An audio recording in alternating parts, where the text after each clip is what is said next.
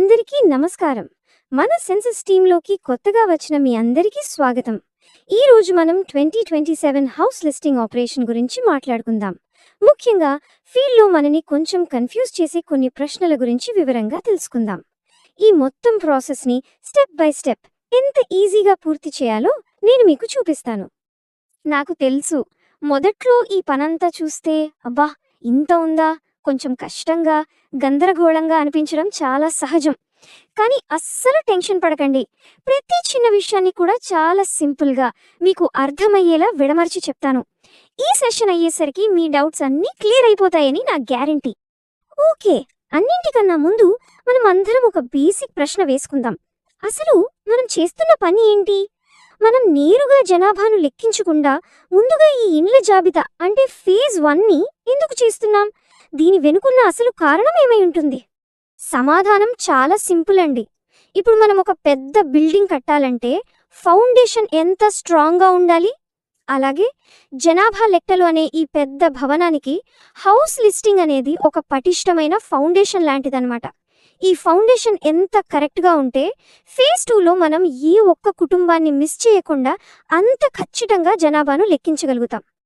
సరే, ఇప్పుడు అసలు పనిలోకి దిగుదాం. మీరు ఫీల్డ్లోకి వెళ్లే ముందు మీ దగ్గర 2 పవర్ఫుల్ టూల్స్ ఉండాలి. అవేంటంటే నంబర్లు ఇంకా మ్యాప్లు.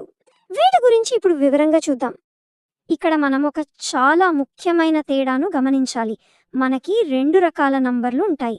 ఒకటి పంచాయతీ లేదా మున్సిపాలిటీ వాళ్ళు ఇచ్చే బిల్డింగ్ నంబర్. దీనికి ఒక పర్టిక్యులర్ ఫార్మాట్ ఏమీ ఉండదు. కానీ రెండవది అంటే మనం ఎన్యూమరేటర్లుగా ఇచ్చే సెన్సస్ హౌస్ నంబర్ చాలా ముఖ్యం. ఇది ఎప్పుడు 4 డిజిట్ ఫార్మాట్లోనే ఉండాలి. 2027 జనాభా లెక్కలకి ఇదే ఆధారం. ఇప్పుడు మన ట్రైనింగ్లో అత్యంత ముఖ్యమైన మంత్రం దగ్గరికి వచ్చేసాం. చాలా మందికి వచ్చే డౌట్ ఇది, సార్ మన దగ్గర స్మార్ట్ ఫోన్ ఉంది, యాప్ ఉంది కదా, మళ్ళీ ఈ పేపర్ మీద గీతలు గీయడం, మ్యాప్ గీయడం అవసరమా అని. సమాధానం ఏంటంటే ఖచ్చితంగా తప్పనిసరి. దీన్ని ఒక రూల్ లాగా గుర్తుపెట్టుకోండి. ముందు మ్యాప్, ఆ తర్వాతే యాప్. మనం ముందు పేపర్ మీద ఒక క్లియర్ ప్లాన్ వేసుకుంటేనే యాప్లో ఎలాంటి తప్పులు లేకుండా పని స్మూత్గా అయిపోతుంది. మ్యాప్లో పక్కా రోడ్లకి డబుల్ లైన్స్, కచ్చా రోడ్లకి చుక్కల్ లైన్స్ వాడటం మర్చిపోవద్దు. ఈ మ్యాప్ గీయడానికి కూడా ఒక పద్ధతి ఉంది. మనం ఇష్టం వచ్చినట్టు గీయడానికి లేదు. ఫస్ట్ రోడ్లు, గుడి, బడి లాంటి ముఖ్యమైన గుర్తులన్నీ గీయాలి. తర్వాత మ్యాప్లో ఉత్తర దిక్కును మార్క్ చేయాలి. ఇక అసలు విషయం, నంబరింగ్ ఎప్పుడూ మీ బ్లాక్లోని వాయవ్య మూల అంటే నార్త్ వెస్ట్ కార్నర్ నుంచి స్టార్ట్ చేయాలి. అక్కడి నుంచి ఒక ఆర్డర్లో వెళ్తూ ఆగ్నేయ మూల అంటే సౌత్ ఈస్ట్ కార్నర్లో ముగించాలి. ఇది కంపల్సరీ. ఈ బొమ్మ చూస్తే మీకు చాలా క్లియర్గా అర్థమవుతుంది. చూడండి, దారి ఎలా నార్త్ వెస్ట్లో మొదలైందో. ఒక వీధిని పూర్తిగా కవర్ చేసి తర్వాత పక్క వీధిలోకి వెళ్ళి అలా పాములాగా వెళ్తూ చివరికి సౌత్ ఈస్ట్లో ముగుస్తుంది. ఈ ఆర్డర్ని మనం ఖచ్చితంగా ఫాలో అవ్వాలి. సరే, మ్యాపింగ్ గురించి తెలిసింది కదా.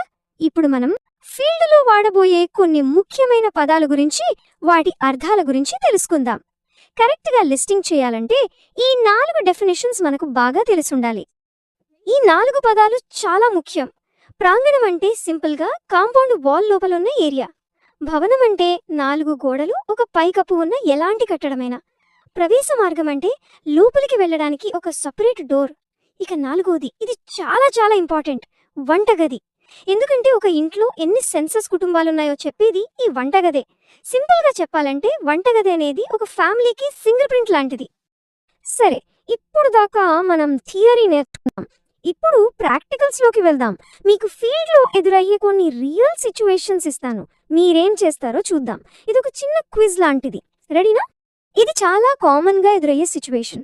ఒక కాంపౌండ్లోకి వెళ్ళారు. అక్కడ ఒక ఇల్లు ఉంది, పక్కనే ఒక షెడ్, ఇంకొంచెం దూరంలో ఒక టాయిలెట్ ఉన్నాయి. ఇప్పుడు చెప్పండి, ఆ టాయిలెట్ను కూడా ఒక బిల్డింగ్ కింద లెక్కిస్తారా?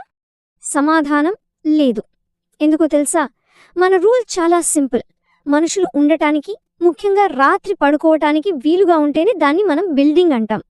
టాయిలెట్ లేదా షెడ్లో ఎవరూ నిద్రపోరు కదా. కాబట్టి ఇక్కడ మనం ఒక్క బిల్డింగ్ ఉన్నట్టు మాత్రమే రికార్డ్ చేయాలి.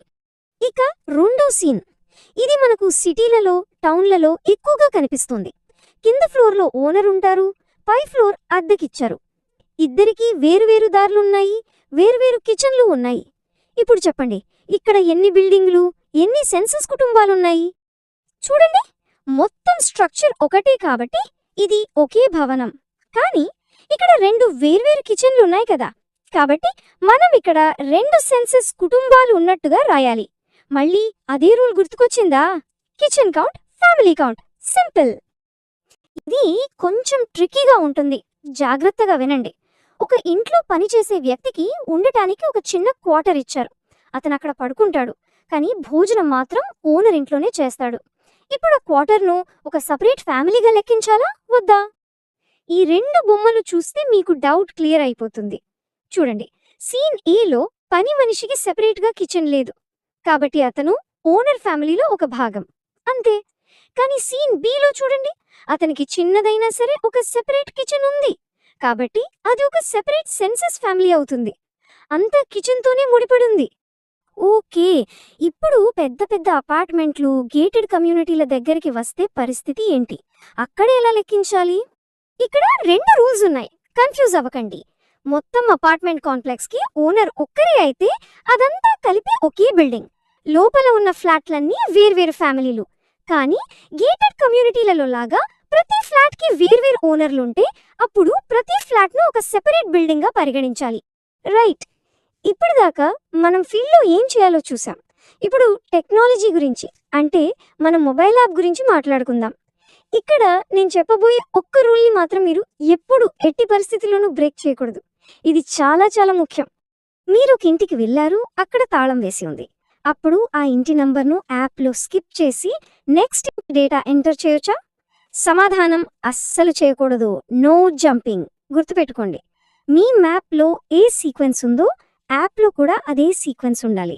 ఇల్లు లాక్ చేసి ఉంటే లాక్డ్ అని ఆప్షన్ ఉంటుంది, అది సెలెక్ట్ చేయాలి, అంతేకాని నంబర్ స్కిప్ చేయకూడదు.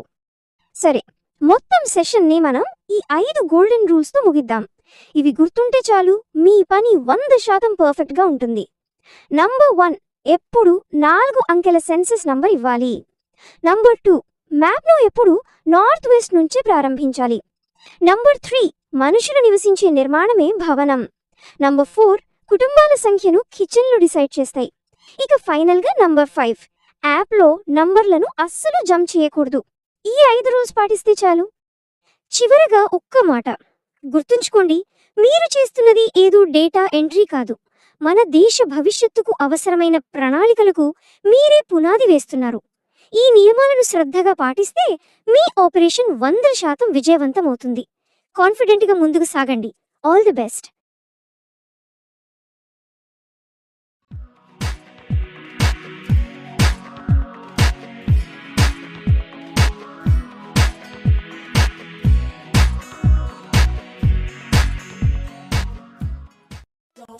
Stop.